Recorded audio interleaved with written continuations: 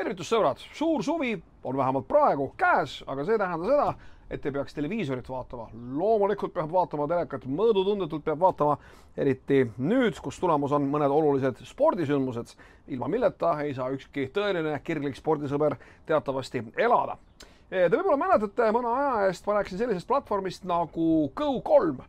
Rääkisin sellest, miks on lahe platvorm, rääkisin sellest, milliste operatsioonisüsteemide peal ta töötab, rääkisin sellest, milliseid miljoneid kanaleid on Go3 kaudu võimalik vaadata. Aga täna on mul üks eraldi ekstra teema sõna otseses mõttes teiega arutada.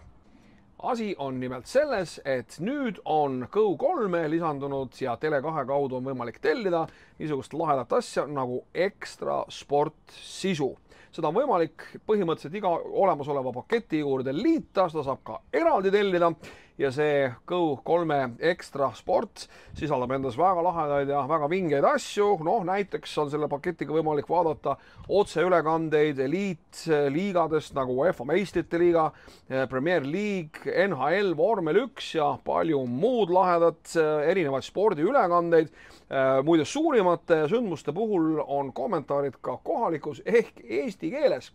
Ja mis eriti lahe minu meelest, kuigi loomulikult meile kõigile meeldib vaadata spordisündmusi, eriti tähtsaid ja olulisi spordisündmusi, neid, millest kõik järgmisel päeval räägivad otseülekandes, kui juhtubki nii, et magad mõne võistluse maha või ei saa mõnel teisel põhjusel seda vaadata, siis kuni 7 päeva on sul võimalik Go3 ekstra sport sektsioonis võistlusi järele vaadata ja loomulikult katab see tõesti väga-väga erinevaid spordialasid, alates tennisest, loomulikult jalgpallist kuni vormelini välja. Niisiis, head sõbrad, Go3 ekstra sport Tele2 kaudu väga lihtsasti ja soodsalt tellitav, mõnusat sportlikku suve, mõnusas sportlikus tugitoolis.